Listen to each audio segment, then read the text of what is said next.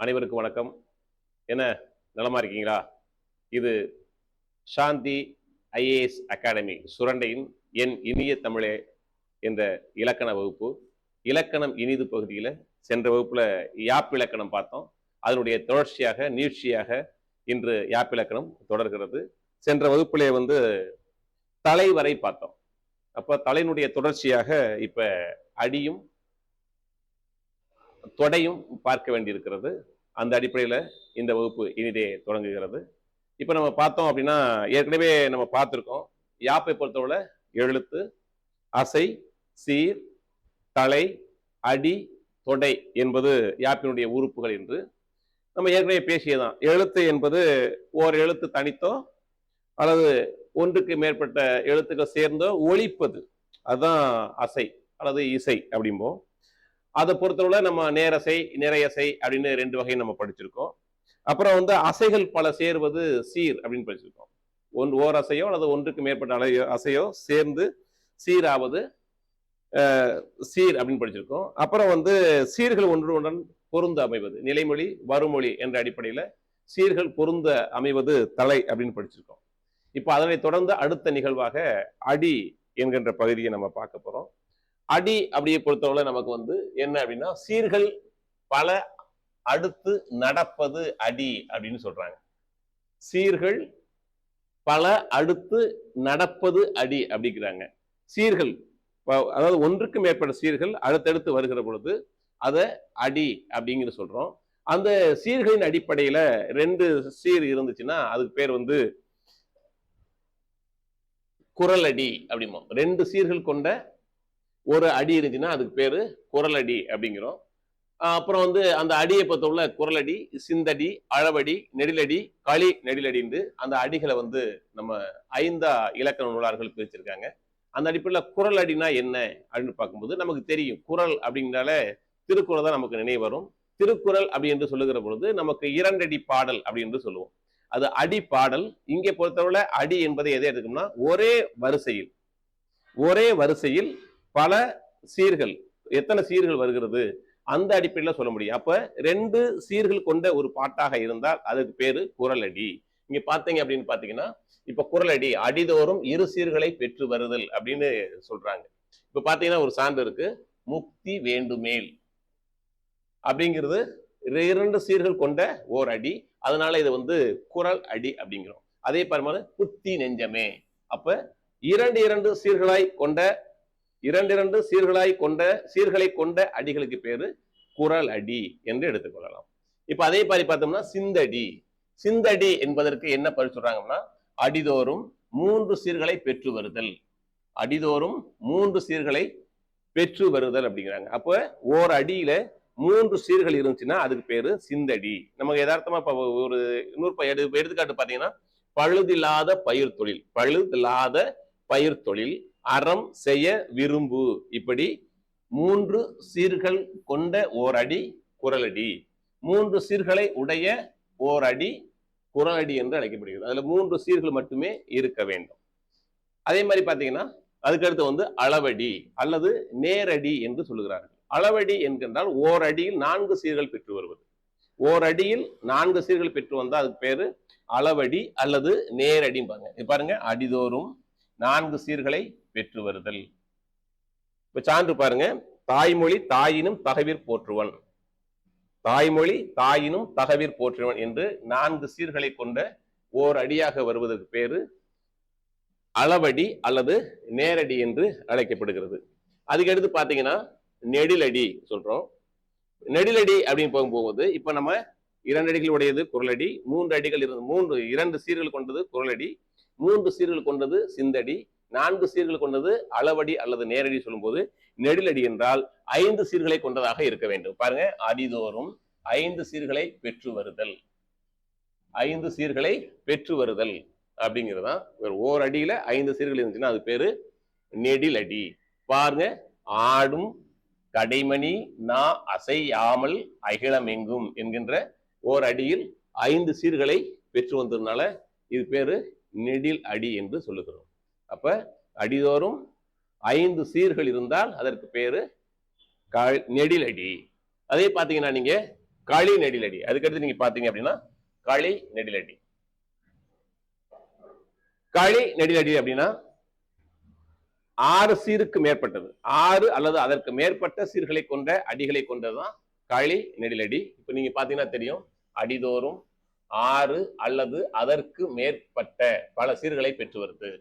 இப்ப பாத்தீங்க அப்படின்னா, இப்ப ஒரு எடுத்துக்காட்டு போட்டிருக்காங்க, வாழ்வினில் செம்மை வேண்டும், வாய்மையே பேசல் வேண்டும். இதை கொஞ்சம் தெளிவா பாத்துங்க. இப்படி அடியில் எழுதக்கூடாது, இது தவறுதலாக அச்சிடப்பட்டிருக்கு. வாழ்வினில் செம்மை வேண்டும், வாய்மையே பேசல் வேண்டும் போது இந்த வாய்மையே பேசல் வேண்டும் நகர்ந்து வரணும். இப்ப எடுத்துக்காட்டுக்கு இப்படி எழுதிக்கலாம், வாழ்வினில் செம்மை வேண்டும் அப்படிங்கிறது ஓரடி. ஓரடி இல்ல, 3 சீர்களை கொண்டது. அதுக்கடுத்து இந்த இடத்துல தொடங்கணும், வாய்மையே பேசல் வேண்டும், வாய்மையே பேசல் வேண்டும் என்று ஒரு அடியை ஒடித்து எழுவதாக இருக்கணும். அப்ப 6 சீர்கள் கொண்டதான் ஓரடி. இப்படி ஏன் சொல்லியிருக்காங்கன்னா, வாழ்வினில் செம்மை வேண்டும், வாய்மையே பேசல் வேண்டும் என்கின்ற மடிச்சு எழுதியிருக்காங்க. இது அடிதோர் அப்படி கீழே இருப்பது போல இருக்காது. இது இந்த பக்கம் நகர்த்தி நீங்க பாத்தீங்க அப்படின்னா உங்களுக்கு புரியும். வாழ்வினில் செம்மை வேண்டும், வாய்மையே பேசல் வேண்டும் என்பது ஓரடி. ஓரடியில் 6 சீர்களை கொண்டதுனால இதுக்கு பேரு களி நெடிலடி என்று அழைக்கப்படுகிறது. பாத்தீங்கன்னா பாருங்க, இதில் 6 சீர்கள் வருவதால் அறுசீர் களி நெடி. அப்ப இது என்னன்னா, 6 சீர்கள் இருந்துச்சுன்னா அதுக்கு என்ன சொல்றாங்கன்னா அறுசீர் களி நெடிலடி அப்படின்னு சொல்றாங்க. அது போல 7 சீர்கள் வந்தால் அதுக்கு பேரு எழுசீர் களி நெடிலடி. 7 சீர்னு சொல்லியிருக்காங்க, 7 சீர் என்று சொன்னாலும் தவறில்லை. அது போல 8 சீர்கள் வந்தால் என் சீர் களி நெடிலடி என்று அழைக்கப்படுகிறது. இப்ப என் சீர் களி நெடிலடி என்றால் என்ன, 7 சீர் களி நெடிலடி என்றால் என்ன, அறுசீர் களி நெடிலடி என்றால் என்ன என்று கேள்வி கேட்டா, நீங்க 6 சீர்கள் இருந்தால் அது அறுசீர், 7 சீர்கள் இருந்தால் 7 சீர், 8 சீர்கள் இருந்தால் 8 சீர் களி நெடிலடி என்று நீங்க சொல்ல போறீங்க. சரி, இப்ப நம்ம பார்த்தோம், அடியை பொறுத்தவரை 2 சீர்களை கொண்ட ஓர் அடி குரலடி, 3 சீர்களை கொண்ட ஓர் அடி சிந்தடி, 4 சீர்களை கொண்ட அடி அளவடி அல்லது நேரடி, 5 சீர்களை கொண்ட அடி அது நெடிலடி, 6 அல்லது அதற்கு மேற்பட்டது இருந்துச்சுன்னா அது களி நெடிலடி. 6 சீர்கள் இருந்தால் அது அறுசீர் களி நெடிலடி, 7 சீர் இருந்தால் அது 7 சீர் களி நெடிலடி, 8 சீர்கள் கொண்ட அடிகளாக இருந்தால் அது என் சீர் களி நெடில் என்று நம்ம அடிகளை நம்ம பார்த்தோம். அதனுடைய தொடர்ச்சியாக இப்ப நம்ம பார்த்துட்டு, இப்ப யாப்புல அடி வரைக்கும் பார்த்தாச்சு. அதுக்கடுத்து தொடை. தொடை அப்படிங்கிற சொல்லாச்சு உங்களுக்கு சொன்ன உடனே நினைவுக்கு வருவது நம்முடைய மனித உடல் உறுப்பு தான் சொல்லுவோம், தொடை என்று சொல்லுவோம். தொடை என்பதற்கு தொடுப்பது என்று பொருள். இப்ப உடலையும் காலையும் தொடுப்பதனால அந்த பகுதி பேரு தொடை என்று அழைக்கப்படுகிறது. உடல் உறுப்புகளிலேயே தலை என்போம். ஏன் தலை என்று சொல்லுகிறோம் என்றால், நம்முடைய உடல் உறுப்புகளிலேயே தலைமை வாய்ந்தது தலை. அதனாலதான் தலையில அடி அப்படிமோ. ஒருத்தன் அடிக்கணும்னா தலையில அடினா, தலையில அடிச்சோம்னா உயிர் போயிடும், அவ்வளவுதான். அப்ப உடலுக்கு தலைமையான உறுப்பு தலை என்பது போல உடலையும் காலையும் இணைக்கின்ற பகுதி தான் தொடை. ஏன் உடலையும் காலையும் தொடுப்பதால் அது பேரு தொடை. தொடை என்பதற்கு தொடுப்பது என்று பெயர். அந்த அடிப்படையில் தொடை என்கிற சொல் வேற எங்கே கேள்விப்பட்டிருக்கோம் அப்படின்னா, பூக்களை தொடுப்பது. பூக்கள், தனித்தனி பூக்களை ஒன்றாக சேர்த்தோம்னா அது பேரு தொடை. அந்த தொடை தான் மாலை என்று அழைக்கப்படுகிறது. அந்த அடிப்படையில இந்த தொடை என்பது என்ன பயன்படுனா, மலர்களை தொடுப்பது போலவே சீர்களிலும் அடிகளிலும் மோனை முதலியன அமைய தொடுப்பது தொடை அப்படிங்கிறாங்க. இது நம்ம ஒரு பாட்டு என்ன சொல்றோம்னா, தொடையற்ற பாட்டு நடையற்று போகும் அப்படிம்பாங்க.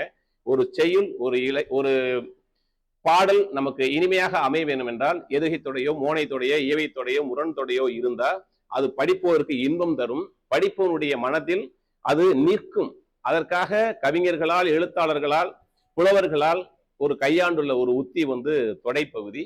அந்த தொடைப்பகுதியை நம்ம இப்ப பார்க்கிறோம். தொடை என்பது தொடுக்கப்படுவது அல்லது தொடுக்கப்படுவது அப்படிங்கிறாங்க. ஒன்று அப்படியே தொடுத்து பேசுவது. அப்ப பாடல்கள் இயற்றுகின்ற பொழுது ஒரு மோனை தொடையையோ எதுகை தொடையையோ இயைவு தொடையோ முரண் தொடையோ அப்படியே தொடர்ந்து பேசி கொண்டு வந்தோம் என்றால் படிப்பதற்கு இன்பம் பயக்கும், படிப்பதற்கு ஆர்வம் ஊட்டும், படிப்பது மறக்காமல் இருக்கும். அந்த அடிப்படையில ஒரு செயலை தொடுத்து கொண்டே இருப்பது. பாருங்க, மலர்களை தொடுப்பது போல சீர்களிலும் அடிகளிலும் மோனை முதலியன அமைய தொடுப்பது தொடை எனப்படுங்கிறாங்க. தொடை என்பதற்கு தொடுக்கப்படுவது அப்படிங்கிறாங்க. நம்ம தொடை என்பதை மாலை என்று சொல்லும். பல்வேறு பல பூக்களை சேர்த்து தொடுத்து கட்டப்படுகின்ற ஒரு பொருள் தான் மாலை. இப்ப நம்ம பாருங்க, இது எதுக்கெல்லாம் பயன்படுது அப்படின்னு பார்த்தோம்னா, பாவின் ஓசை இன்பத்திற்கும் சிறப்பிற்கும் இத்தொடை வேண்டுவதாகும். ஒரு பாட்டுல வந்து அழகா இசைப்பட அமைவது, ஓசைப்பட அமைவதாக இருப்பதற்கு இந்த தொடை மிக சிறப்பாக அமைகிறது. அப்புறம் வந்து பாத்தீங்கன்னா தொடை, நம்ம ஏற்கனவே சொன்னது போல தொடையற்ற பாட்டு நடையற்று போகும். எதுகை மோனை இயைபு முரண் தொடை, ஏதாவது அந்த மாதிரியான ஒரு தொடுப்பு இல்லை அப்படின்னா அந்த பாட்டு வந்து படிப்பதற்கு நன்றாக இருக்காது. அது வந்து ஒரு படிப்பு ஒரு அர்த்தமுள்ளதாகவே இருக்காது, ஒரு ஆர்வத்தை தூண்டாது. அதனாலதான் தொடையற்ற பாட்டு நடையற்ற போட்டு அப்படிங்கிறாங்க. தொடையை பொறுத்தவரை நமக்கு வந்து 8 வகைப்படுகிறது. அதுல முதல் வரை வந்து அது என்னன்னா அந்த 8 வகை: மோனை தொடை, எதுகை தொடை, முரண் தொடை, இயைபு தொடை, அளபெடை தொடை, இரடை தொடை, இது அந்தாதி தொடை, செந்தொடை அப்படின்னு 8 வகையா பிரிக்கிறாங்க. இப்போ மோனை அப்படிங்கிறது, மோனை தொடை என்னங்கிறத நம்ம பார்ப்போம். மோனை தொடையை பொறுத்தவரை மோனை என்பதற்கு முதலில் வருவதுன்னு பொருள். மோனை என்பது முதல் எழுத்து அப்படிங்கிற பொருள். இது பாத்தீங்கன்னா செயலில் அடிதோறும் முதல் எழுத்து ஒன்றி வர, செயலில் அடிதோறும் முதல் எழுத்து ஒன்றி வர தொடுப்பது தொடை அப்படிங்கிறாங்க. அதாவது அடிதோறும் என்னாலும் அடிமோனை அப்படிம்பாங்க. அதாவது அடிமோனை தொடை. கீழே மேல ஒரு செய்யுள் இருக்கு, அகர முதல எழுத்தெல்லாம் ஆதி பகவன் முதற்றே உலகுன்னு ஒரு செய்யுள் இருக்குன்னு வச்சுங்களேன். அப்போ மேல உள்ளது கீழே உள்ள அடி, 2 அடிகளையும் பார்த்து முதல் அடியில முதல் சொல் என்னவா இருக்கு, முதல் எழுத்து என்னவா இருக்கு, 2ஆம் அடியில 2ஆம் எழுத்து என்னவா இருக்கு அப்படின்னு பார்த்தோம்னா அது பேரு அடிமோனை அப்படிம்பாங்க. இப்ப இதை பார்த்தீங்க அப்படின்னா செய்யுளில் அடிதோறும் முதல் எழுத்து ஒன்றி வர தொடுப்பது அடிமோனை தொடை அப்படிங்கிறாங்க. இப்ப பாத்தீங்கன்னா எடுத்துக்காட்டு பாருங்க: எண்ணி துணிக கருமம் துணிந்த பின் எண்ணுவம் என்பது எழுத்து. இதுதான் குறள். இப்ப பாத்தீங்கன்னா முதல் எழுத்து என்னவா இருக்கு, முதல் அடியில முதல் எழுத்து ஏ வருகிறது, இரண்டாவது அடியில முதல் எழுத்து ஏ வருகிறது, 2ம் ஒன்று போய் வருது. அப்ப அடிதோறும் முதல் எழுத்து ஒன்றி வர தொடுப்பது மோனை. இங்க பாத்தீங்கன்னா எண்ணி துணிக கருமம் துணிந்தபின் எண்ணுவோம் என்பது இழுக்கு என்ற பார்வையில இந்த எண்ணி துணிக என்கின்ற எண்ணி என்பதும் எண்ணுவோம் என்கின்ற எழுத்திலையும் இந்த வார்த்தையிலையும் ஏ என்கின்ற முதல் எழுத்து அடிதோறும் வந்துள்ளதுனால இது பேரு அடிமோனை என்று அழைக்கப்படுகிறது. அதே போல எதுகை அப்படின்னா, எதுகை 2ஆம் எழுத்து அடிதோறும் 2ஆம் எழுத்து ஒன்றி வர தொடுப்பது எதுகை அப்படிங்கிறாங்க. அந்த அடிப்படையில் பாத்தீங்க அப்படின்னு பாருங்க: அகர முதல எழுத்தெல்லாம் ஆதி பகவன் முதற்றே உலகு. இதுதான் குறள். இது நீங்க பார்த்தேன் அப்படின்னா முதலடி ஏறிய முதல் சீர்ல 2ஆவது எழுத்து க வந்திருக்கு. அதே மாதிரி 2ஆவது அடியில அந்த பகவன் என்கின்ற 2ஆவது அடியினுடைய முதல் வார்த்தை பகவன் என்கிற சொல்ல 2ஆவது எழுத்து க வந்திருக்கு. அப்ப 2ஆவது எழுத்து அடிதோறும் 2ஆவது எழுத்து ஒன்றி வர தொடுத்தா அதுக்கு பேரு எதுகை, எதுகை அப்படின்னு சொல்றோம். அதே பாத்தீங்கன்னா முரண் தொடை. முரண் அப்படிங்கிறது உங்களுக்கு தெரியும், எதிரெதிரா சொல்றது, இன்பம் துன்பம், அது மாதிரி மாற்றி இரவு பகல் இப்படின்னு மாத்தி மாத்தி, அதாவது எதிரெதிரான விஷயங்களை பேசுவது, பெருமை சிறுமை, அதுபோல வறுமை பெருமை, இந்த மாதிரியான விஷயங்களை தொடர்ந்து நம்ம பேசுவோம். அப்ப பேசும்போது அதனோடு ஒண்ணு சிறப்பு மிகவா இருக்கும், ஒண்ணு சிறப்பு குறைவா இருக்கும். எதிரெதிர் விஷயங்களை பேசுறதுக்கு பேரு முரண் அப்படின்னு சொல்றோம். இப்ப பாத்தீங்கன்னா முதல் அடியில ஒரு நல்லது இருந்துச்சுன்னா 2ஆவது அடியில கெட்டது வரும், முதல் அடியில கெட்டது இருந்துச்சுன்னா 2ஆவது அடியில நல்லது வரும். அந்த போல அமைவது. இப்ப பாத்தீங்க அப்படின்னா அடிதோறும் முதற்சீர் முரண்பட தொடுப்பது அடி முரண் அப்படிங்கிறாங்க. பாத்தீங்கன்னா இன்பம் விளையான் இடும்பை இயல்பென்பான் துன்பம் உறுதல் இவன் அப்படிங்கிறது இருக்கு. இங்க பாத்தீங்கன்னா இன்பம் துன்பம் அப்படின்னு 2 சொல்லாட்சி இருக்கு. இன்பம் என்பது நல்லது, துன்பம் என்பது கெட்டது. அப்ப இன்பத்திற்கு எதிரானது என்பது என்று பார்த்தோம்னா துன்பம் வருகிறது. அப்ப துன்பம் என்பதற்கு இன்பம் துன்பம் என்பது முரணானது. இப்ப எதிர்ப்பதம் என்று சொல்வார்கள். எதிர்ப்பதம் என்பது எதிரான சொற்கள். அந்த அடிப்படையில முதல் அடியில் உள்ள சொல்லும் 2ஆவது அடியில் சொல்லும் முரணாக அமைந்தால் அதுக்கு பேரு முரண் தொடை என்று அழைக்கப்படுகிறது. அதுக்கடுத்து பாத்தீங்கன்னா அடுத்த தொடை வந்து இயைபு தொடை. இயைபு தொடை அப்படிங்கிறது, இயைபு என்றால் கடைசி என்று சொல், இறுதி என்று பொருள். அப்ப இறுதி சொல் அடிதோறும் இறுதி சொல் ஒரே மாதிரி அமைச்சுன்னா அதுக்கு பேரு இயைபு தொடை அப்படிங்கிறாங்க. பாத்தீங்க அப்படின்னா அடிதோறும் இறுதி சீர் ஒன்று வர தொடுப்பது அடி இயைபு தொடை அப்படிங்கிறாங்க. இப்ப பாத்தீங்கன்னா கொண்டல் கோபுரம் அண்மையில் கூடும், கொடிகள் வானம் படிதர மூடும், முக்கூடல் பொருள் பாட்டு. இந்த பாத்தீங்கன்னா இந்த பாட்டுல என்ன சொல்லுது பாத்தீங்கன்னா, முதல் அடியில கடைசி சீர் என்னவா இருக்கு, கூடும் இருக்கு. கடைசி எழுத்து ஒரே மாதிரி இருக்கும், கடைசி எழுத்து. அப்புறம் பாத்தீங்கன்னா கொடிகள் வானம் படிதர மூடும், இதுல கடைசியில அந்த சொல்லாட்சி என்னவா இருக்கு, உம்மு முடிஞ்சிருக்கு. அப்ப கூடும் மூடு என்று சொல்வது இறுதி சீர்ல உள்ள இறுதி எழுத்து ஒரே மாதிரி அமைஞ்சதுனால அது பேரு இயைபு தொடை என்று அழைக்கப்படுகிறது. அதே மாதிரி பாத்தீங்கன்னா அதுக்கடுத்து வரக்கூடியது அளபெடை தொடை. அளபெடை அப்படிங்கிறது தெரியும் உங்களுக்கு. அளவு எடை என்பது அளவு எடுத்து வருவது. நம்ம பொறுத்தவரை அளபெடை பொறுத்தவரை தமிழ்ல வந்து 2 வகை இருக்கு. ஒன்னு உயிர் அளபெடை, ரெண்டாவது வந்து ஒற்றளபெடை. அந்த அடிப்படையில் இப்ப அளபெடை தொடை எப்படி வருதுன்னு நீங்க பாத்தீங்க அப்படின்னு பாத்தீங்கன்னா அடிதோறும் முதல் சீர் அளவெடுத்து வருவது அளபெடை தொடை அப்படிங்கிறாங்க. முதல் சீர்.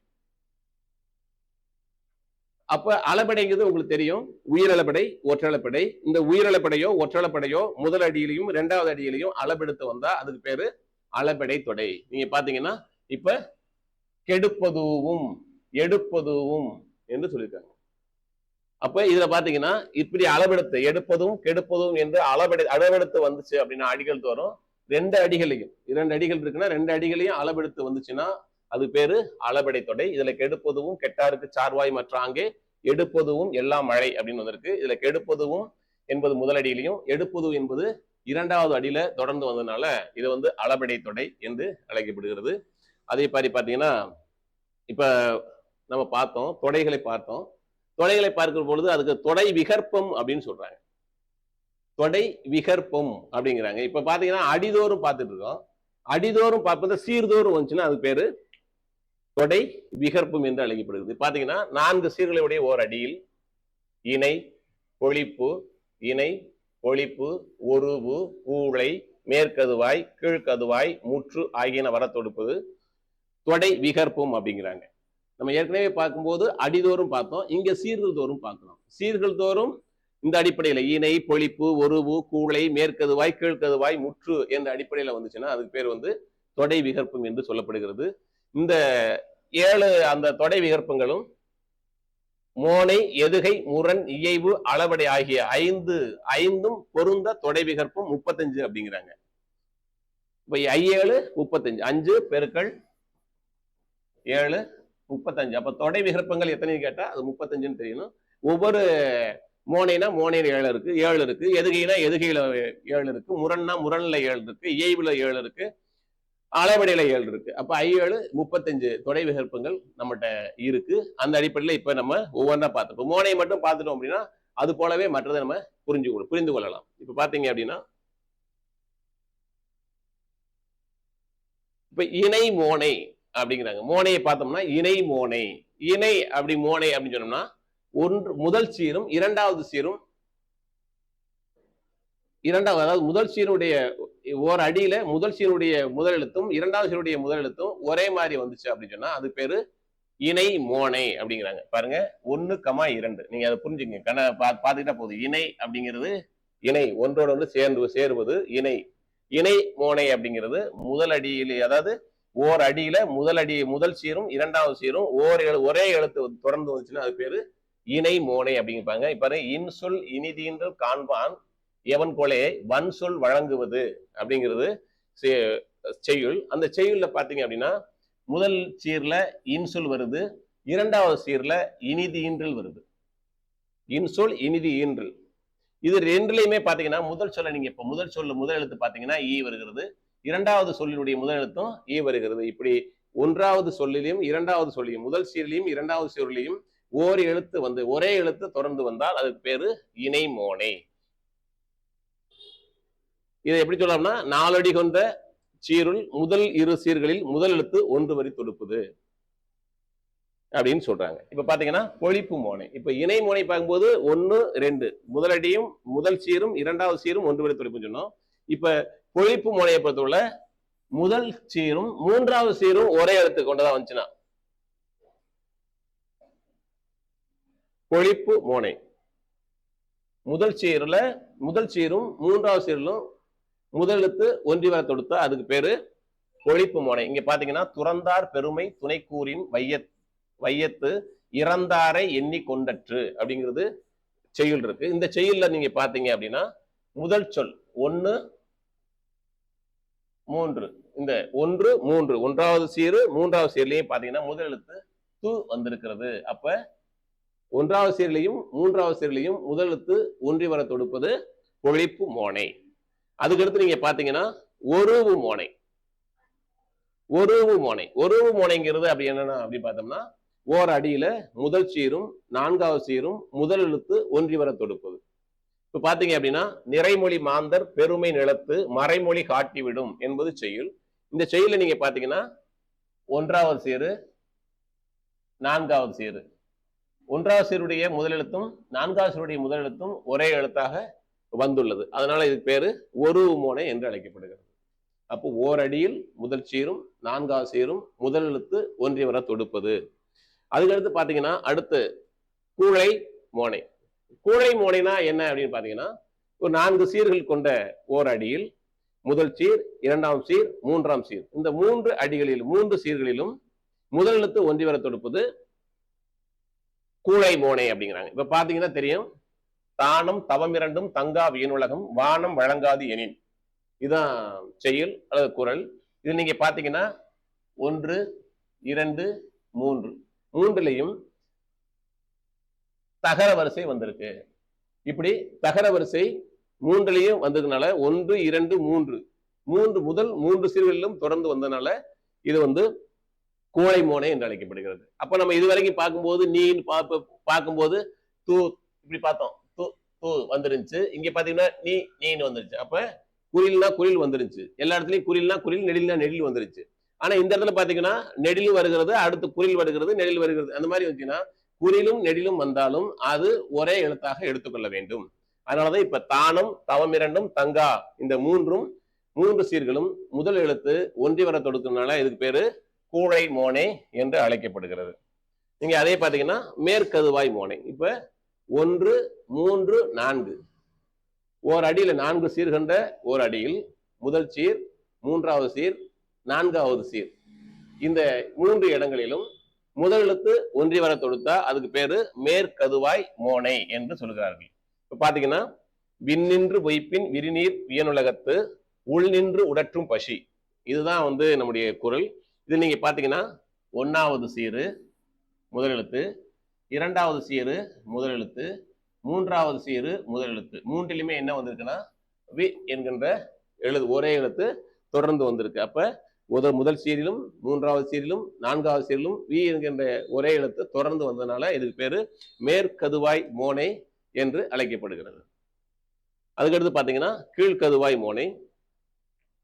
கீழ்கதுவாய் மோனை அப்படிங்கிறதா 1 முதல் சீரு, 2வது சீரு, 4வது சீர்ல ஒரே எழுத்து தொடர்ந்து வந்துச்சுன்னா 4 சீர் கொண்ட ஓர் அடியில் முதல் சீர்ல 2வது சீரு 4வது சீர்களில் ஒரே எழுத்து தொடர்ந்து ஒரே எழுத்து வந்துச்சுன்னா அதுக்கு பேரு மேற்கீழ்கதுவாய் மோனை. நீங்க பாத்தீங்கன்னா இருள் சேர் இருள் வினையும் சேராது இறைவன் பொருள் சேர் புகழ் புரிந்தார் மாற்று, இந்த குறள். இந்த குறள்ல பாத்தீங்கன்னா 1வது சீர், 2வது சீர், 4வது சீர், இந்த 3 இடங்களிலும் என்ன வந்திருக்குன்னா ஈ என்கின்ற எழுத்து தொடர்ந்து வந்திருக்கு. ஈ என்கின்ற முதலில் வந்த எழுத்து தொடர்ந்து 3 இடங்களிலும் முதலியே வந்திருக்கு. அதனால இது கீழ்கதுவாய் மோனை என்று அழைக்கப்படுகிறது. அதே பாத்தீங்கன்னா அதுக்கடுத்து முற்று மோனை. முற்று அப்படிங்கிறது முழுமையின் அர்த்தம்.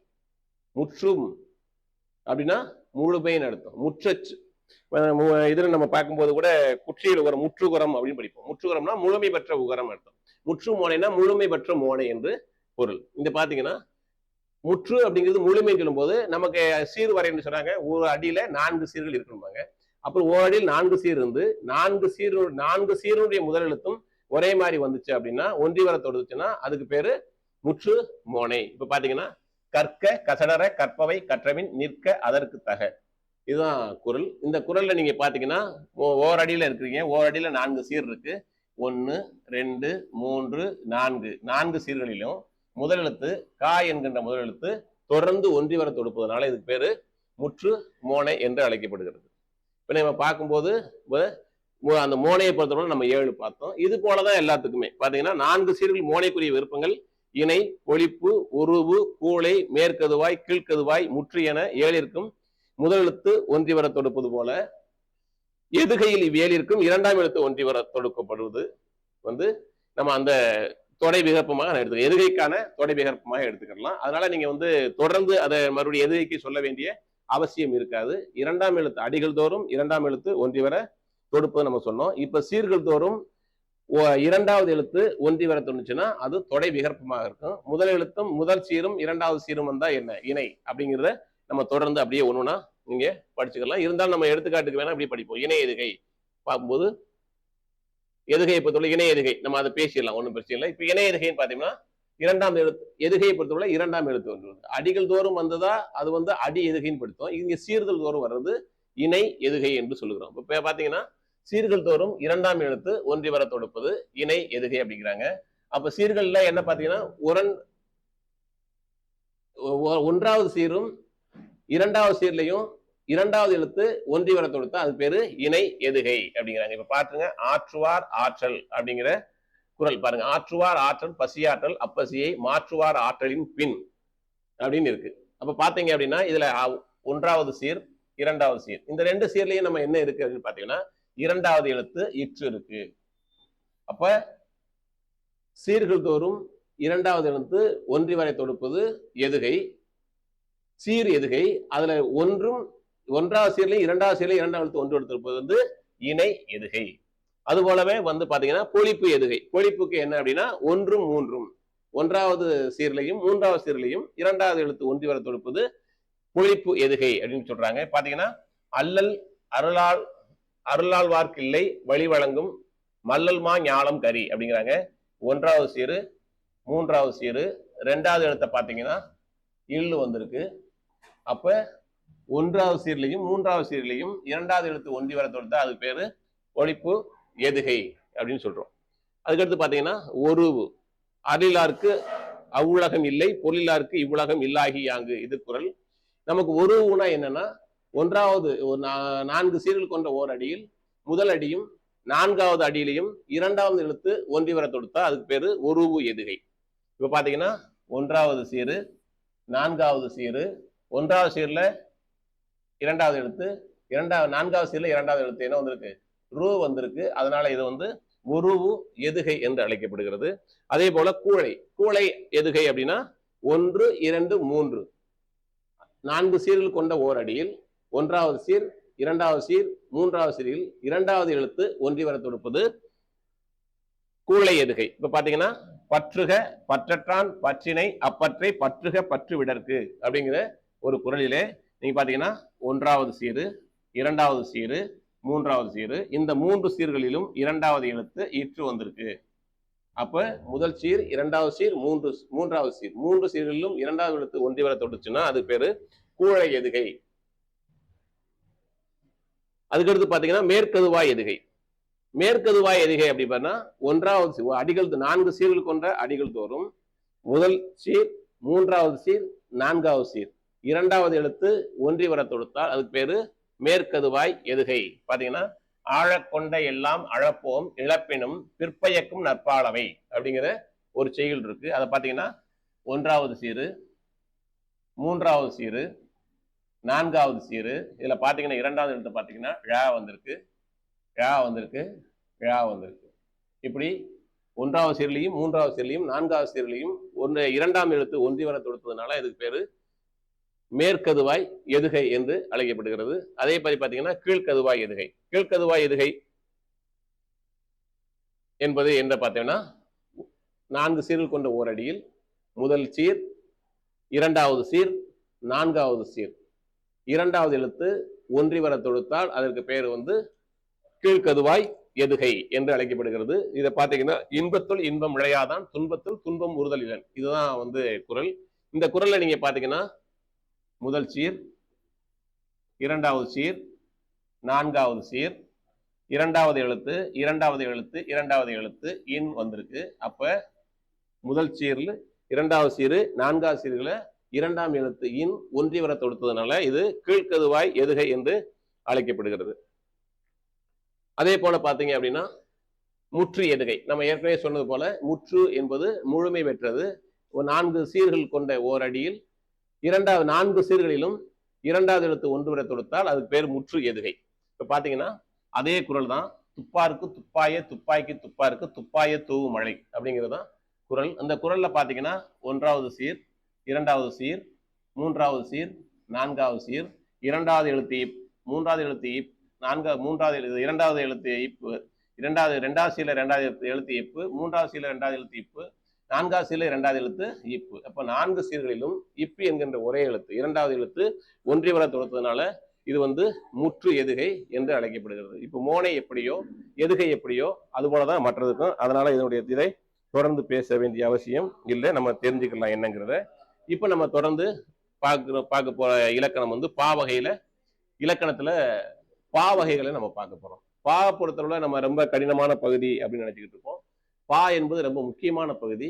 ஒரு தமிழ் இலக்கியத்தை நன்றாக வாசிப்பதற்கு பா ரொம்ப இன்றியமையாத ஒன்றாக இருக்கிறது. நம்ம தமிழ்ல பா இலக்கணம் 4 வகைப்படுகிறது. 1 வெண்பா, 2 ஆசிரியப்பா, 3 வஞ்சிப்பா, 4 கழிப்பா. இப்ப நம்ம பார்க்க போற இலக்கணம் பா வகைகள்.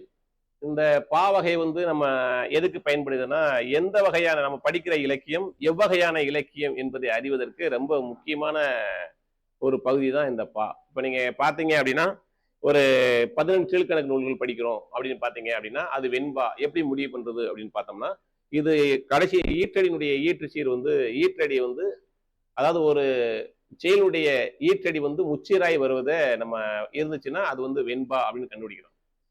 அதே மாதிரி பாத்தீங்கன்னா ஆசிரியப்பானா எப்படி கண்டுபிடிக்கிறோம் அப்படின்னா, முதலடியும் கடைசி அடியும் 4 சீர்கள் கொண்டாந்தா இது ஆசிரியப்பா இலக்கணம் அப்படிங்கிறத நம்ம கண்டுபிடிக்கிறோம். அதே மாதிரி பாத்தீங்கன்னா 5 சீர்கள் கொண்டதா அதுக்கு மேல இருந்துச்சுன்னா அது கழிப்பா.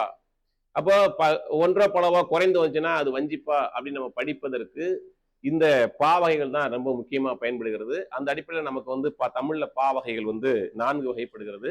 1 வெண்பா, 2 ஆசிரியப்பா, 3 வஞ்சிப்பா, 4 கழிப்பா என்று 4 வகைப்படுகிறது நம்முடைய பா வகைகள். வெண்பா, ஆசிரியப்பா, வஞ்சிப்பா, கழிப்பா அப்படிங்கிறது பார்ப்போம். இப்ப வெண்பானா என்ன அப்படிங்கிறத நம்ம பார்ப்போம். இப்ப வெண்பானா என்ன அப்படின்னு பார்த்தோம்னா, எப்படி இருக்கும், ஒரு அடையாளம் வேணும். ஒரு ஒரு செயல் வகை எப்படி அறிந்ததுன்னா அது ஒரு அடையாளம் வேண்டும். அப்ப என்னென்ன அடையாளங்களை வைத்துக்கொண்டு இதை நம்ம கண்டுபிடிக்கலாம் அப்படிங்கிறதான் இங்க செய்தி. பாத்தீங்கன்னா வெண்பானா எப்படி இருக்கு அப்படின்னா, அந்த அடி குறைஞ்சபட்சம் 2 அடி முதல் 12 அடி வரை வரும். 2 அடிகள் குறைஞ்சபட்சம் 2 அடிகள் இருக்கணும். அதிகபட்சம் 12 அடிகள் வரைக்கும் இருந்துச்சு அப்படின்னா அது வெண்பாவினுடைய இலக்கணத்தை கொண்டது. அதை மட்டும் வச்சு முடிவு பண்ண முடியாது. அதுக்கு அடுத்து நம்ம பார்ப்போம். ஈற்றடி முச்சீராய் வரும், ஏனைய அடிகள் நாட்சீராய் வரும். 2 அடிகள் குறைஞ்சபட்சம் சொன்னா அதிகபட்சம் 12 அடிகள் சொன்னோம். அப்படி பாடல்கள் வரும்போது எல்லா அடியும் அளவடியா வரணும், கடைசி அடி சிந்தி அடியா இருக்கணும். ஒரு 2 அடி பாட்டல்னா 2வது அடி 3 சீர்கள் கொண்டதா இருக்கணும். 3 அடி பாட்டுனா 3வது அடி 3 சீர்கள் கொண்டதா இருக்கணும். அதுபோல 12 அடிகளுடைய பாட்டாக இருந்தா கூட 11 அடி 4 சீர்கள் கொண்டதா இருக்கணும். 12வது அடி 3 சீர்கள் கொண்டதா இருக்கணும். அதாவது ஈற்றடி முச்சீராய் வரணும். அது நமக்கு 2வது விஷயம். ஈற்றடி முச்சாய் வரணும், ஏனைய அடிகள் நாட்சீராய் வரணும். செப்பலோசை பெற்றுவோம் அப்படிங்கிறாங்க. செப்பலோசை அப்படிங்கிறது 2 பேர் உரையாடுவது போல இருக்கிறது. உரையாடுவதற்கு ஒரு பதில் சொல்வது போல இருக்கிறது பேர் தான் செப்பலோசை. அது வெண்பாவினுடைய நம்முடைய 14 கீழ்கணக்கு நூல்கள் எல்லாமே ஒருத்தட்ட ஒரு செய்தியை சொல்லுவது போல, ஒரு அறிவுரையை சொல்வது போலவே அது அமையும். அப்ப செப்பலோசை பெற்று வரும். ஈற்றடியினுடைய ஈற்றுச்சீர் நாள் மலர் காசு பிறப்பு என்னும் வாய்ப்பாடுகளில் ஏதேனும் ஒன்றை பெற்று முடியும். நீங்க வெண்பாவினுடைய ஈற்றுச்சீர் ஈற்றடி, அதாவது வெண்பா அப்படிங்கிறது ஈற்றடி முச்சீராய் வரணும், ஏனைய அடிகள் நாட்சீராய் வரணும்னு நம்ம சொல்றோம். அந்த ஈற்று சீர் எப்படி வரணும்னா நாள் மலர் காசு பிறப்பு என்னும் வாய்ப்பாடுகளில் ஏதேனும் ஒன்றை பெற்று முடிந்திருக்க வேண்டும். அதுக்கடுத்து பாத்தீங்கன்னா இயற்சீர் வெண்சீர் வரும், பிற சீர்கள் வராது அப்படிங்கிறாங்க. வியற்சீர் அப்படிங்கிறது மாச்சீர் விளைச்சீர், வெண்சீர்ங்கிறது காய்ச்சீர். காய்ச்சீர் அப்படிங்கிறது 3 சீர்கள் கொண்டது. மாச்சீர் அப்படிங்கிறது தேமா புளிமா சொல்லும்போது கூவிலம் கருவிலம் சொல்லும்போது மாச்சீர் மாமுன் நேரும், மாமுன் நிறையும், விளமுன் நேரும், விளமுன் நிறையும்னு நம்ம வரக்கூடியது. அப்ப இந்த மாதிரி வரக்கூடிய மாச்சீர் விளைச்சீர் வெண்சீர் வரும், பிற சீர்கள் வராது. இயற்சீர் வெண்டலையும் வெண்சீர் வெண்டலையும் வரும், பிற தலைகள் வராது அப்படிங்கிறார். இயற்சீர் வெண்டலைன்னா எடுத்துங்க, மாமுன் நிறை எதிரெதிராக வர்றது. புளிமான் இருந்துச்சுன்னா வரும்போது நிறையை கொண்டு வரும், விளமுன் இருந்துச்சுன்னா நேர் கொண்டு வரும். மாமுன் நிறையும் விளமுன் நேரும் வருவது. வெண்சீர் வெண்டலை அப்படிங்கிறது காய்முன் நேர் வருவது. பெரும்பாலும் வெண்பாவில் இருக்கிற எல்லாமே 3 சீர்கள் கொண்டதா இருந்துச்சுன்னா அது காய்ச்சீர் தான் பெற்று வரும். திருக்குறளை நீங்க பிரிக்கும் போது 3 சீர்கள் இருந்து பிரிக்கிற பொழுது அது கனிச்சீர் என்று வந்தால் அது திருக்குறள் தப்பு, நீங்க எங்கேயோ தப்பு பண்ணிருக்கீங்கன்னு அர்த்தம். அப்ப அது காய்ச்சீர் தான் பெற்றோரும். காய்முன் என்ன வரணும் அப்படின்னா நேர் வரணுங்கிறாங்க. 3 சீர்கள் பிரித்த பின்னாடி வரும் சீர் முதல் சீர் நேரசை கொண்டதாக இருக்க வேண்டும். அதுதான் வந்து வெண்சீர் வெண்டலைங்கிறது. பிற தலைகள் வராது அப்படின்னு நம்ம பார்த்திருக்கோம். இப்ப வெண்பாயினுடைய வகைகளை பொறுத்தவரை 6 வகைப்படுகிறது. வெண்பாயினுடைய வகைகள் வந்து 6. 1 குரல் வெண்பா, 2 நேரிசை வெண்பா, 3 இன்னிசை வெண்பா, 4 பக்ரோடை வெண்பா, 5 சிந்தியல் வெண்பா, 6 இன்னிசை சிந்தியல் வெண்பா.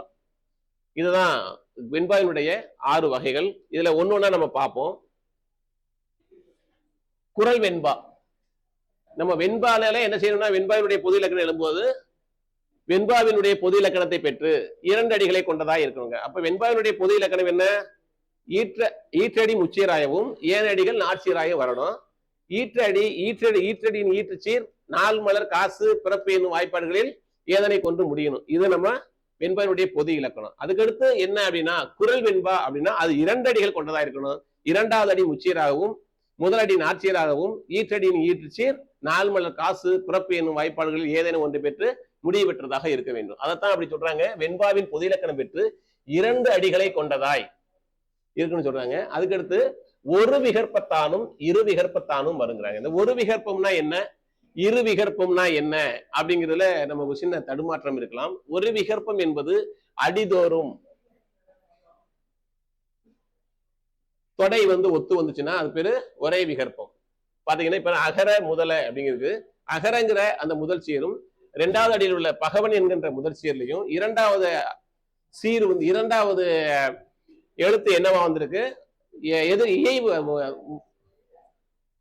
2வது எழுத்து என்ன வந்திருக்குன்னா க க என்று முடிந்திருக்கு. அப்ப 2வது எழுத்துலையும் 2வது அடி முதல் எழுத்து முதலடியினுடைய முதல் 2வது எழுத்தும் 2வது 2வது எழுத்தும் ஒரே மாதிரி வந்திருக்கனால எதுகை துறையில வந்திருக்கனால இது வந்து ஒரு விகற்பம் அப்படிங்கிறோம். இதுதான் வேற ஒண்ணும் கிடையாது. ஒரே விகற்பம் என்பது ஒரே மாதிரியான தொடையில் அமைவது. இப்ப முதலடியினுடைய முதல் எழுத்து 2வது முதலடியினுடைய முதல் சீரினுடைய 2வது எழுத்தும் 2வது அடியினுடைய 2வது எழுத்தும் ஒரே மாதிரி வந்துச்சுன்னா அது பேரு ஒரே விகற்பம் அப்படிங்கிறாங்க. அப்ப இரு விகற்பம்னா என்ன அப்படின்னா அடிதோறும் வந்து முரண்பட்ட எழுத்து வரும். வேறு வேறு எழுத்து வந்துச்சுன்னா அது பேரு இரு விகற்பம் அப்படிங்கிறாங்க. இப்ப பாத்தீங்க அப்படின்னா பொருள் என்னும் பொய்யா விளக்கம் இருளருக்கும் எண்ணிய தேயத்து சென்று அப்படின்னு பாத்தீங்கன்னா இப்ப பொருள் என்னும் எண்ணிய இந்த 2 வார்த்தையை எடுத்துக்கிட்டீங்கன்னா மேல உள்ளதுல 2வது எழுத்து ரூ வருகிறது, 2வது உள்ள 2வது எழுத்து இன்னு வருது. அப்ப ரெண்டும் வேறு வேறு விகற்பமா இருக்கிறதுனால இது பேரு இரு விகற்பம் அப்படின்னு சொல்றோம். அப்படின்னா குரல் வெண்பா அப்படி என்பதற்கு குரல் அப்படின்னாலே 2 அடி பாட்டு என்று எடுத்துக்கொள்ள வேண்டும். இதுதான் விஷயம். 2 அடி பாட்டு அதுல ஒரு விகற்பம் வரலாம், 2 விகற்பமும் வரலாம், 3 விகற்பம் வரவதற்கு வாய்ப்பு இல்லை. ஏனென்றால் அது 2 அடிகளை கொண்டது. சரி, அதுக்கடுத்து நேரிசை வெண்பா. நேரிசை வெண்பா அப்படிங்கிறது அதேதான்.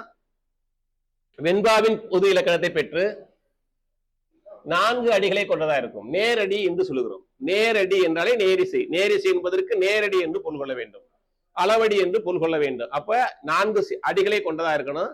3வது அடி ஈற்றடி முச்சீராயவும் ஏனைய அடிகள் நாட்சீராயம் வரணும். 2வது அடியின் இறுதியில் தனிச்சொல் பெற்றும் முதல் 2 அடி ஒரு விகற்பமாகவும் கடைசி 2 அடி ஒரு விகற்பமாகவும் 4 அடிகளும் ஒரே விகற்பமாகவும் வருவது நேரிசை வெண்பா என்று அழைக்கப்படுகிறது. இப்ப நேரிசை அப்படிங்கிறதுக்கு முதல்ல நீங்க உங்க குரல் வெண்பா என்றா 2 அடி அப்படின்னு எடுத்துக்கோங்க. 2 அடி பாட்டு என்று இருக்கு.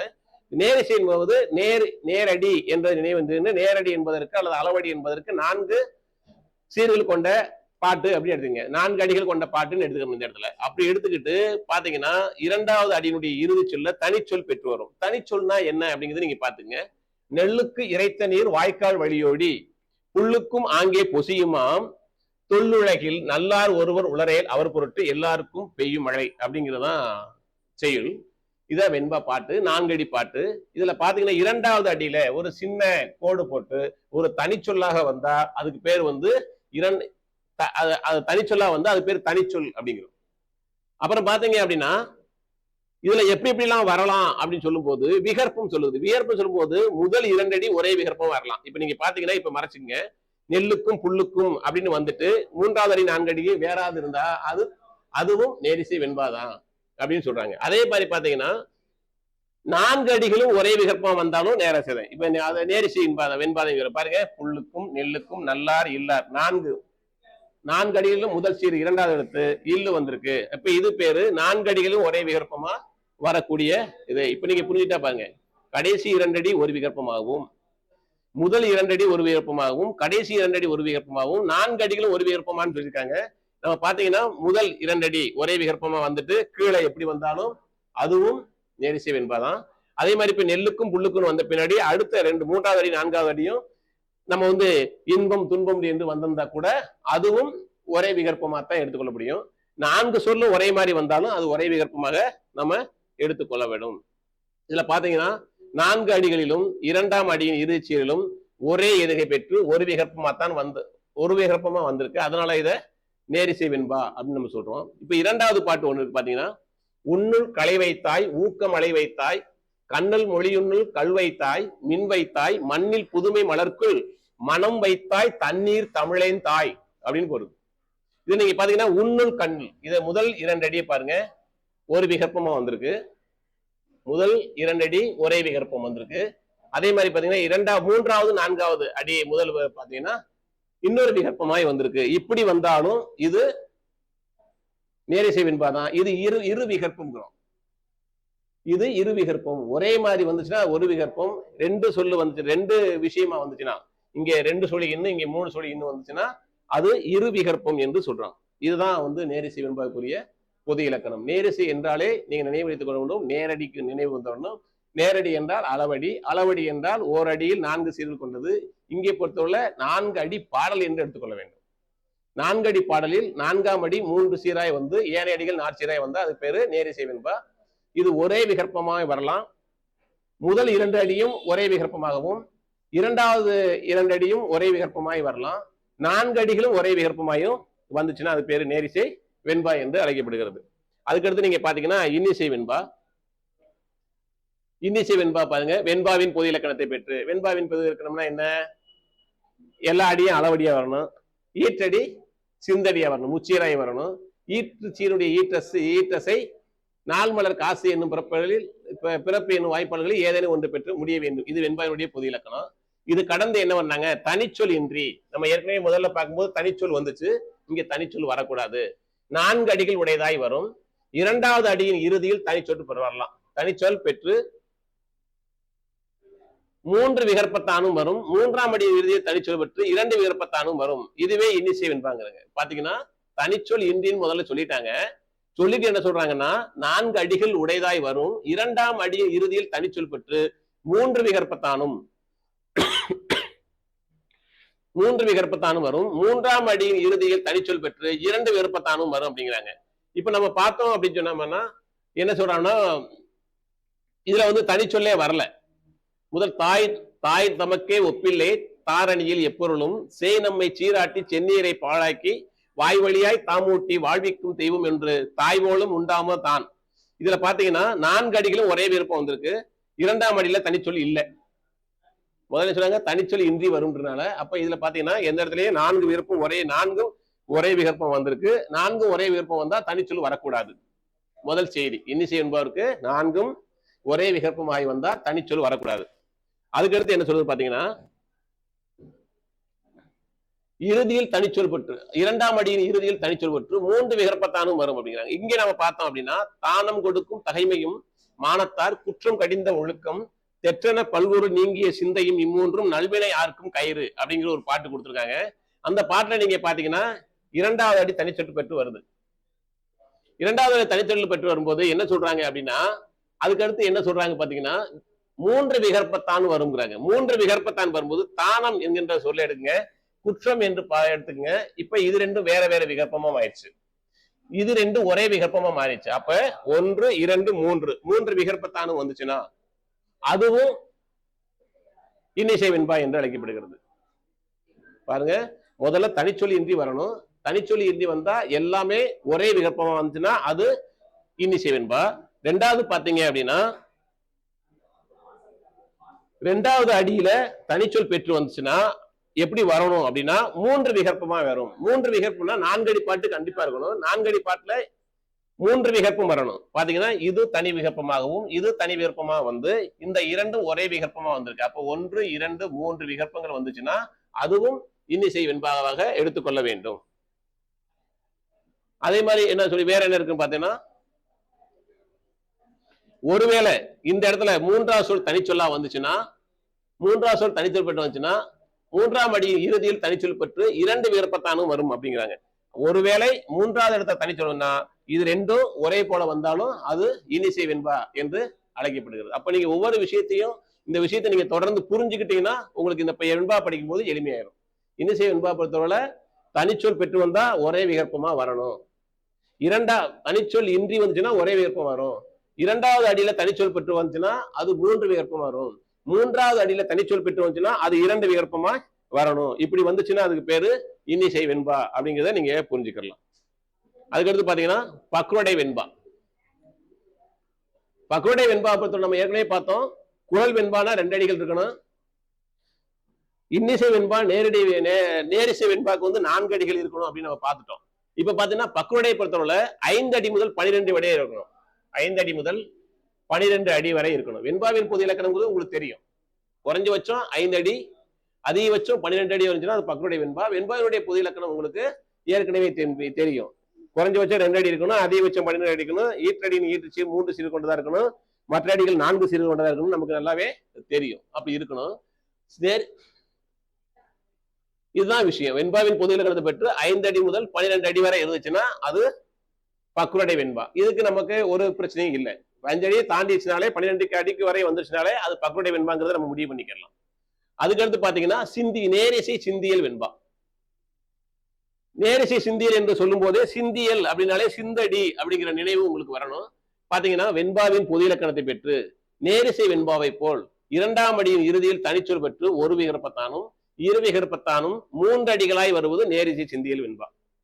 நீங்க சிந்தியல் அப்படின்னு சொன்ன சிந்தடி நினைவு வந்துடணும். சிந்தடி என்பதற்கு 3 சீர்கள் கொண்ட அடிகள், அதான் சிந்தடி. இங்க சிந்தியல் வெண்பாங்கிறது 3 அடிகளை கொண்ட பாட்டுக்கு பேரு சிந்தியல் வெண்பா. நீங்க அப்படி பார்க்கும்போது என்ன சொல்றாங்க, வெண்பாவின் பொது இலக்கணத்தை பெற்று நேரிசை வெண்பாவை போல 2ஆம் அடியின் இறுதியில் தனிச்சொல் பெற்று 1 விகற்பத்தானும் 2 விகற்பத்தானும் 3 அடிகளாய் வருவது நேரிசை சிந்தியல் வெண்பா அப்படின்ட்டாங்க. நம்ம வெண்பாவினுடைய பொது இலக்கணம் நமக்கு தெரியும். அவங்க என்ன சொன்னாங்கன்னா 2ஆம் அடியில தனிச்சொல் பெற்று வரணும். ஹைபன் போட்டு இப்படி தனியா இருந்துச்சுன்னா, ஒரு சின்ன கோடு போட்டு தனியாக ஒரு சொல் வந்துச்சுன்னா அது பேரு தனிச்சொல். 2ஆவது அடியில தனிச்சொல் பெற்று ஒரே விகற்பமாய் வரலாம். அறிந்தானே, சிறந்தாருக்கு, சிறந்தமை இப்படி வந்துச்சு அப்படின்னு சொன்னா இதை வந்து நேரிசை சிந்தியல் வெண்பா அப்படிங்கிறாங்க. 3 அடிகள் உடையதாய் 2 விகற்பமாய் 2ஆம் அடியில் இறுதியில் தனிச்சொல் பெற்று வந்த நேரிசை சிந்தியல் வெண்பா அப்படின்னு இதுக்கு நமக்கு சொல்லியிருக்காங்க. இப்ப 2ஆவது தனிச்சொல் பெற்று வந்து ஒரே விகற்பமாய் வரலாம், 2 விகற்பமாய் வரலாம். பாருங்க, இன்னிசை சிந்தியல் வெண்பா. வெண்பாவின் பொது இலக்கணம் பெற்று 3 அடி கொண்டதாய் தனிச்சொல் இன்றி 1 விகற்பத்தானும் பல விகற்பத்தானும் வருங்கிறாங்க. இப்ப நேரிசை சிந்தியல் வெண்பா பொறுத்தவரை தனிச்சொல் 2ஆம் அடியில தனிச்சொல் பெற்று வரணும். 1 விகற்பமாய் வரலாம் அல்லது 2 விகற்பத்தானும் வரலாம். நமக்கு பாத்தீங்கன்னா இந்த இடத்துல முதல்ல பார்க்கும்போது எல்லாம் ஒரே விகற்பமா வந்திருக்கு. அது நமக்கு முடிஞ்சு வச்சு. இன்னிசை சிந்தா பொறுத்தவரை என்ன, தனிச்சொல் வரக்கூடாது. தனிச்சொல் வரக்கூடாது, ரொம்ப முக்கியம். தனிச்சொல் இன்றி 1 விகற்பத்தானும் பல விகற்பத்தானும் வரும். ஒரே மாதிரி வந்தாலும் வரலாம், பல விகற்பமா வரலாம். ஆனா 3 அடிகள் கொண்டதா இருக்கணும். 2ஆவது அடியில தனிச்சொல் பெற்றிருக்க கூடாது. இதான் விடை. இன்னிசை சிந்தியல் வெண்பாவிற்கு தனிச்சொல் வரக்கூடாது. 1 விகற்பமா இருக்கலாம், பல விகற்பமாகவும் இருக்கலாம். அப்ப நீங்க பாத்தீங்கன்னா பார்மொழிகள் அத்தனைக்கும் பாங்கான அற்றாயாம் சீர்கொண்ட செந்தமிழே சிந்தனைகள் ஏற்றிடுவாய் பார் முழுதும் சாற்றிடுவாய் பாய்ந்து என்கின்ற ஒரு 3 அடிகள் கொண்ட பாட்டுல நீங்க பாத்தீங்க அப்படின்னா தனிச்சொல் இல்ல, ஒரே விகற்பமாய் வந்திருக்கு. அதனால இது வந்து இன்னிசை சிந்தியல் வெண்பா. அப்ப நேரிசை சிந்தியல் வெண்பா என்பது 2ஆவது அடியில் தனிச்சொல்லு பெற்றிருக்க வேண்டும். ஆனா அது 3 அடிகள் கொண்டதா இருக்க வேண்டும். ஈற்றடியின் ஈற்றுச்சீர் 3 சீர்கள் கொண்டதா இருக்கின்றது. ஏனைய அடிகள் நாற்சீராய் கொண்டிருக்க வேண்டும்.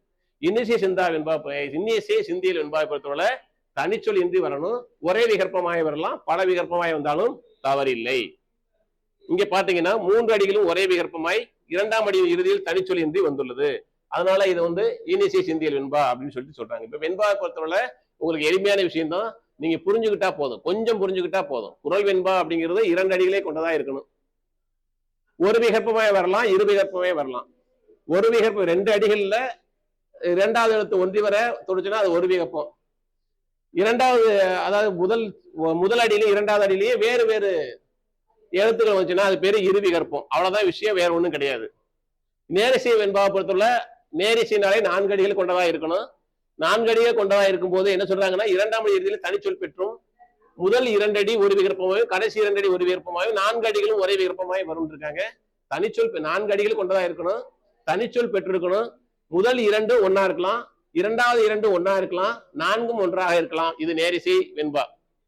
இன்னிசை வெண்பாவை பொறுத்தவரை தனிச்சொல் இன்றி 4 அடிகள் கொண்டதாக வரும், தனிச்சொல் இன்றி 4 அடிகள் கொண்டதாயும் வரலாம். இரண்டாம் அடியில் தனிச்சொல் பெற்று 3 விருப்பத்தானும் வரலாம். மூன்றாம் அடி இறுதியில் தனிச்சொல் பெற்று 2 விருப்பத்தானும் வரலாம். இது எப்படி இருக்கலாங்கிறத புரிஞ்சுக்கிட்டா நம்ம போதும். அதே மாதிரி பக்குடை வெண்பாங்கிறது 5 இருந்து 12 அடி இருந்துச்சுன்னா அது பேர் பக்குடை வெண்பா. இதுக்கு நம்ம வேற எந்த வரைமுறையும் நம்ம பார்க்க தேவையில்லை. நேரிசை சிந்தா வெண்பாவை பொறுத்த சிந்தியல் வெண்பாவை பொறுத்தவரை 3 அடிகள் கொண்டதா இருக்கணும். இரண்டாவது அடியில தனிச்சொற்று இருக்கணும். ஒரு விகற்பமாய் வரலாம், பல விகற்பமாய் வரலாம். இன்னிசை சிந்தியல் வெண்பாவில் சிந்தியல்னாலே என்ன சொன்னேன், 3 அடிகள் என்று சொன்னேன். 3 அடிகள் கொண்ட ஒரு பாட்டுல தனிச்சொல் இன்றி வரலாம், ஒரே விகற்பமாய் வரலாம், பல விகற்பமாய் வரலாம், தவறில்லை. இதுதான் விஷயம். இதை நம்ம புரிஞ்சுக்கிட்டோம் அப்படின்னா வெண்பா பொறுத்துள்ள 6 வகை வெண்பாவை நம்ம எளிமையா புரிந்து கொள்ள முடியும். சரி, அதுக்கடுத்து ஆசிரியப்பா. ஆசிரியப்பா பொறுத்தவரை என்னன்னா, ஆசிரியப்பா அளவடிகளை பெற்று வரும் அப்படிங்கிறாங்க. அளவடி அப்படிங்கிறது 4 சீர்கள் கொண்ட ஒவ்வொரு அடிக்கும் 4 சீர்கள் இருக்கும், வேற ஒண்ணும் கிடையாது. பாத்தீங்கன்னா ஆசிரியப்பா அளவடிகளை பெற்று வரும். ஈற்றடியின் ஈற்று சீர் ஏ அல்லது ஓகாரத்தில் முடிவது சிறப்பு. ஈற்றடியோட ஈற்றுச்சீர் ஆசிரியை பொறுத்தவரை நீங்க சங்க இலக்கியங்களை பால எதை எடுத்துக்கிட்டாலும் ஏன்றே முடியும். நீங்க பாத்தீங்க அப்படின்னு கொங்கு தேர் வாழ்க்கை எஞ்சிரை தும்பி காமம் செப்பாது கண்டது மொழியுமோ பயிலியது கிளிய நட்பின் செறியேற்று அறிவை கூந்தன் அறியும் உளவோ நீ எறியும் பூவே அப்படின்னு முடியும். யாயும் யாயும் யாராகியரோ எந்தையும் முந்தையும் எம்முறை கேளிர் யானும் நீயும் எவ்வளி அறிதும் செம்புளப்பயல் நீர் போல அன்புடி நெஞ்சம் தாங்கலந்தனவே இப்படி ஏகாரத்தில் முடியும். அதே மாதிரி பாத்தீங்கன்னா இது அகவல் ஓசை பெற்று வரும். அகவல் அப்படிங்கிறது என்ன அப்படின்னா, மயில் அகவது போல ஒரு ஈர்ப்புடைய இசை. அது என்ன அப்படின்னா, நமக்கு ஒரு கதை சொல்வது போல பேசிக்கொண்டே இருப்பது, ஒருவர் நம்மகிட்ட பேசுறது போலவே இருக்கும். நம்ம அழகான கதை சொல்லுவது போலவே இருக்கும். நீங்க பாத்தீங்க அப்படின்னா சங்க இலக்கிய பாட்டை எது வேணாலும் சொல்லலாம்.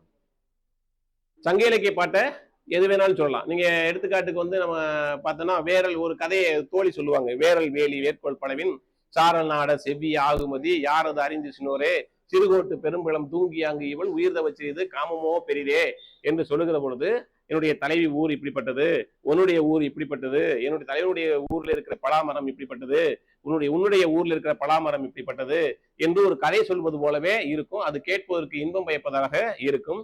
இது மயிலுடைய ஓசை இசை எப்படி நமக்கு இனிமையாக இருக்கிறதோ அது போல அந்த செய்தியும் அந்த கதையாடல் போல நமக்கு தொடர்ந்து வந்து கொண்டே இருக்கு. அதான் அகவல் ஓசை பெற்று வருது. இது 3 அடி சிற்றலையும் பாடும் புலவனின் மனது கருத்துக்கேற்ப பல அடிகளை கொண்டது. நம்ம வெண்பா பார்க்கும்போது குறைஞ்சது 2 அடி இருக்கணும், அதிகபட்சம் 17 அடி இருக்கணும். இங்கே குறைஞ்சபட்சம் 3 அடி இருந்தா போதும், அதிகபட்சம் எத்தனை அடியோ போய்கிட்டே இருக்கலாம். அடி வரையறை இங்கே கிடையாது. ஆசிரியர் தலைகள் பயின்று வரும். ஆசிரியர் தலைனா நிறையொன்றை ஆசிரியர் தலை, நேரொன்றை ஆசிரியர் தலை அப்படிங்கிற மாதிரி பிற தலைகளும் கலந்து வரும்.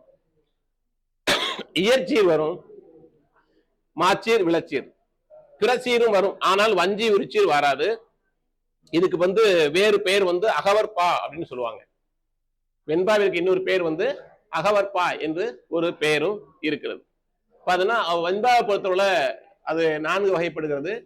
ஒன்று நேரிசை ஆசிரியப்பா, 2 இணைக்குரல் ஆசிரியப்பா, 3 நிலை மண்டில ஆசிரியப்பா, 4 அடி வரி மண்டில ஆசிரியப்பா அப்படின்னு ஒரு 4 வகைப்படுகிறது. இப்ப நேரிசை ஆசிரிப்பானா என்ன அப்படின்னா, ஆசிரிப்பாவின் பொது இலக்கணத்தை பெற்று ஈற்று அயலடி முச்சீராய் ஏனைய அடிகள் நாட்சீராய் வரும். ஆசிரிப்பா அப்படின்னால முதலடியும் கடைசி அடியும் கண்டிப்பா 4 சீர்கள் பெற்றிருக்க வேண்டும். இதுல நேரிசை ஆசிரியப்பாவை பொறுத்தவரை எல்லா அடிகளும் அளவடியா வரும். ஈற்று அயலடி முச்சீராய் வரும். கடைசி அடிக்கு முந்தைய அடி 3 சீர்களை கொண்டதாய் வரும். இதுதான் நேரிசை ஆசிரிப்பாவுக்கு விஷயம். ஒண்ணும் இல்ல, ஆசிரிப்பாவின் பொது இலக்கணம் பெற்று ஈற்று அயலடி முச்சீராய் வரும், ஏனைய அடிகள் நாட்சீராய் வரும் அப்படிங்காங்க. பாத்தீங்கன்னா இந்த இடத்துல பாரி என்று பலர் ஏத்தி ஒருவர் புகழ்வர் சென்னா புலவர் பாரி ஒருவனும் அல்லன் மாரியும் உண்டு ஈண்டு உலகு புறப்பதுவே அப்படிங்கிற ஒரு பாட்டு இருக்கு. நீங்க பாத்தீங்கன்னா இதுல எல்லாத்துலயும் முதல் அடியில 4 சீர் இருக்கு, கடைசி அடியில 4 சீர் இருக்கு. இப்படி நீங்க பாத்துட்டீங்கன்னா இது ஆசிரியப்பான்னு உறுதிப்படுத்திடலாம். உறுதிப்படுத்திட்டு நம்ம அடுத்த அடிகளை பார்க்கணும். கடைசி அடிக்கு முந்தைய அடி என்னன்னு பாத்தீங்கன்னா 1, 2, 3 அடி இருக்கு, 3 சீர் இருக்கு. அப்ப கடைசி அடிக்கு முந்தைய சீர் 3 சீர் இருந்துச்சுன்னா அது நேரிசை ஆசிரியப்பா, வேற ஒண்ணும் கிடையாது. குறைஞ்சபட்சம் 3 அடி இருக்கணும், அதிகபட்சம் எவ்வளவு வேணாலும் இருக்கலாம். ஆனா கடைசி அடிக்கு முந்தைய அடி 3 சீராகவும் மற்ற எல்லா அடிகளும் 4 சீரா இருந்துச்சுன்னா அது பேரு நேரிசை ஆசிரியப்பா. அதுதான் விஷயம். நிறைய பாட்டு சொல்லலாம். யாயும் யாயும் யாராகியரோ எந்தையும் உந்தையும் மெம்முறை கேள்வி யானும் நீயும் எவ்வளவு எரிதும் செம்புல பே நீர் போல அன்புடைய நெஞ்சம் தாங்கலந்தவ. இந்த பாட்டுலீங்கன்னா கடைசி அடிக்கு முந்தைய அடி 3 சீர் இருக்கணும். அதே மாதிரி இந்த பக்கம் பாத்தீங்கன்னா நிலத்தினும் பெரிதே வானினும் இருந்தது நீரினும் மாற அளவேண்டிய சாரல் கருங்கோர் குறிஞ்சி பூ கொண்டு பிறந்த நிலைக்கும் நாடனோடு நட்பே அப்படிங்கிற அந்த குறிஞ்சி பாட்டை பாத்தீங்கன்னாலும் நீங்க கடைசி அடிக்கு முந்தைய அடி 3 சீர்களை கொண்டதா இருக்கும். வேற ஒன்று, இதுதான் விஷயம். நேரிசை என்பது எல்லா அடிகளும் அளவடைய வரும். கடைசி அடிக்கு முந்தைய அடி 3 சீர்களாய் சிந்தடி கொண்டதாய் முடியும். அதுக்கடுத்து இணைக்குரல் ஆசிரியப்பா. இணைக்குரல் ஆசிரியர் பொறுத்தவரை ஆசிரியப்பாவின் பொது இலக்கணத்தை பெற்று முதல் அடியும் கடைசி அடியும் நாற்சீராய் இடையில உள்ள அடிகள் சிந்தடியாகவோ குரலடியாகவோ வந்துச்சு அப்படின்னு சொன்னா அது பேரு இணை குரல் ஆசிரியப்பா. இணை குரல் என்று சொல்லும் போதே ஆசிரியப்பா என்றால் முதலடியும் கடைசி அடியும் 4 சீர்கள் கொண்டிருக்கணும். இணை குரல் என்று சொன்னதுனால 2 அடிகள் கண்டிப்பாக உள்ளே சேர்ந்திருக்க வேண்டும். இப்படி சொல்லிக்கலாம். முதலடியும் கடைசி அடியும் 4 சீர் பெற்று இடையில் உள்ள அடிகள் குரலடியாகவோ சிந்தடியாகவோ வந்துச்சுன்னா அது பேரு இணை குரல் ஆசிரியப்பா.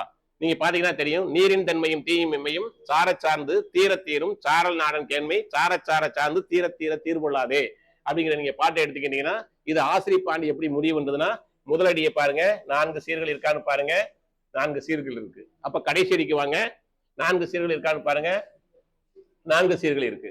அப்ப முதலடியும் 4 சீர் இருக்கு, கடைசி அடியும் 4 சீர் இருக்கு. அப்ப கண்டிப்பா இது ஆசிரியப்பா. அப்ப என்ன ஆசிரியப்பா அப்படிங்கிறது கண்டுபிடிக்க பார்க்கும்போது 2வது அடியை பாத்தீங்கன்னா 2 சீர் இருக்கு, 3வது அடியை பாத்தீங்கன்னா 2 சீர் இருக்கு, 4வது அடியை பாத்தீங்கன்னா 3 சீர் இருக்கு, 5வது அடியை பாத்தீங்கன்னா 3 சீர் இருக்கு. அப்போ முதலடியும் கடைசி அடியும் மட்டும் 4 சீர்களாக வந்திருக்கு. மற்ற எல்லா அடிகளும் குரலடியாகவும் சிந்தடியா வந்தா அதுக்கு பேரு இணை குரல் ஆசிரியப்பா. இவ்வளவுதான் விஷயம், வேற ஒண்ணும் கிடையாது. அதுக்கடுத்து நீங்க பாத்தீங்கன்னா நிலை மண்டில ஆசிரியப்பா. நிலை மண்டில ஆசிரியப்பானா ஒண்ணு இல்ல, ரொம்ப எளிமையான விஷயம் தான். எல்லா அடியும் அளவடியா வரணும். இப்ப நேரிசை வெண்பா ஆசிரியப்பான்னு சொல்லும் போது ஈற்றடி முச்சீராய் வரும் சொன்னோம். இன்னிசை வெண்பா சொல்லும் போது முதலடியும் கடைசி அடியும் நாற்சீர் பெற்று ஏனைய அடிகள் சிந்தடியாகவோ குரலடியாகவோ வரும்னு சொன்னோம். நிலை மண்டல ஆசிரியப்பத்தோட எல்லா அடிகளும் அளவடியா வரணும். அவ்வளவுதான், வேற ஒண்ணும் கிடையாது. இங்க நீங்க பாத்தீங்க அப்படின்னா ஒரு பாட்டு இருக்கு. இளையோர் சூடார் வளையோர் பொய்யார் நல்லியால் மறுப்பின் மெல்ல வாங்கி பானன் சூடான் பாடினி அணியால் ஆண்மை தோன்ற ஆடவர் கடந்த வல்வேர் சாத்தான் மாய்ந்த பின்றை முள்ளையும் பூத்தியோ ஒள்ளையூர் நாட்டே. இந்த பாட்டை நீங்க பாத்தீங்கன்னா இது புறநானூற்று பாடல். புறநானூற்று பாடல என்ன செய்யுங்கன்னா இதுல பாத்தீங்க அப்படின்னா முதலடியை பாருங்க 4 சீர்களை கொண்டதா வந்திருக்கு, கடைசி அடியை பாருங்க 4 சீர்கள் கொண்டதா வந்திருக்கு. அப்ப ஆசிரியப்பான முடிவு பண்ணிட்டோம். என்ன ஆசிரியப்பான முடிவு வந்து என்ன செய்யணும், ஒவ்வொரு அடியும் பார்க்கணும். 4 சீர்கள் இருக்கா? ஆமா 4 சீர் இருக்கு. எல்லாத்துலயும் 4 சீர்கள் இருக்கு. அப்படி இப்படி வந்துச்சுன்னா இது பேர் நிலை மண்டில ஆசிரியப்பா. நிலை அப்படின்னா ஆசிரியப்பான்னா அளவடி வர வேண்டும். அளவடி என்றால் கண்டிப்பா அளவடியா இருந்துச்சுன்னா அது நிலை மண்டில ஆசிரியப்பா. ஆசிரியப்பாவுடைய நிலைத்தன்மை எல்லாம் அளவடியா வர்றதுதான், வேற ஒண்ணும் முடியாது. நம்ம படிக்கும் போதே நம்ம சொன்னோம் ஆசிரியப்பாவின் பொது இலக்கணத்தை பெற்று எல்லா அடிகளும் அளவடியாய் நம்ம பேசணும். அதுதான் விஷயம். அப்ப நிலைத்து வருவது, நிலை பெற்றுள்ளது 4 அடிகள் கண்டிப்பாக. அதுக்கடுத்து அடிமறி மண்டில ஆசிரியப்பா. அடிமறி மண்டில ஆசிரியப்பா அப்படிங்கிறதுனா எல்லா அடிகளும் ஆசிரியப்பாவின் பொது இலக்கணத்தை பெற்று எல்லா அடிகளையும் முன்பின்னாக மாற்றி படித்தாலும் ஓசையும் பொருளும் மாறாது வரும். இப்போ ஒரு பாட்டு இருக்கும், அந்த பாட்டை பார்த்துட்டு ஒரு 2 வார்த்தை எடுத்துட்டு இன்னொரு இடத்துல போட்டீங்கன்னா அதுக்கும் பொருந்தி வரும். அப்படி வந்துச்சுன்னா அது பேரு அடிமறி மண்டில ஆசிரியப்பா. எந்த அடிகளை எங்கே மாற்றி போட்டாலும் பொருள் கொள்ளும் முறையில் அமைவது அடிமறி மண்டில ஆசிரியப்பா. அந்த அடிப்படையில் நீங்க பாத்தீங்கன்னா தாய்மொழி வளர்த்தல் தமிழ்தம் கடனே, வாய்மொழி புறத்தல் வற்றவர் கடனே, காய்மொழி தவிர்த்தல் கற்றவர் கடனே, தாய்மொழி உரைத்தல் அறிஞர்தம் கடனே. இதுதான் ஒரு பாட்டு. இந்த பாட்டை நீங்க எப்படி வேணாலும் படிக்கலாம். தாய்மொழி வளர்த்தல் மற்றவர் கடனே எப்படி போட்டாலும் பொருள் கொள்ளும். வாய்மொழி புறத்தல் தமிழ்தம் கடனே எப்படி போட்டாலும் பொருள் கொள்ளும். காய்மொழி தவிர்த்தல் அறிஞர் தம் கடனே பொருள் கொள்ளும். ஆய்மொழி உரைத்தல் கற்றவர் கடனே பொருள் கொள்ளும். ஆய்மொழி உரைத்தல் மற்றவர் கடனே பொருள் கொள்ளும். ஆய்மொழி உரைத்தல் தமிழர் தம் கடனே பொருள் கொள்ளும். அப்ப எந்த அடிகள் எங்கே மாத்தி போட்டாலும் பொருள் கொள்ளும் முறையில அமைந்தா அதுக்கு பேரு அடி மரி மண்டில ஆசிரியப்பா. இது வரைக்கும் இன்னைக்கு பார்த்தோம். தொடை பார்த்தோம், பா பார்த்தோம். பாவில வெண்பாவும் ஆசிரியப்பாவும் நம்ம பார்த்திருக்கோம். பிற பாவை பொறுத்தவரை நமக்கு தேர்வுக்கு குறைவாகத்தான் வரும். அதனால இதுல நீங்க தெளிவா இருந்துகிட்டீங்க அப்படின்னா நம்ம தேர்வை எளிமையா வெற்றி கொள்ளலாம். தொடர்ந்து படிங்க, விடாம படிங்க. தொடர்ந்து படிப்பது மட்டுமே, தொடர் முயற்சியும் பயிற்சியும் மட்டுமே வெற்றி தரும் என்று சொல்லி இன்றைய வகுப்பு இனிதாக நிறைவு பெற்றது. மீண்டும் அடுத்ததொரு வகுப்பில் சந்திக்கும் வரை உங்களிடமிருந்து விடைபெறுவது நான் பெரிய இளைய மனோகர். நன்றி. சுரண்டை சாந்தி ஐஏஎஸ் அகாடமிக்கு நன்றி.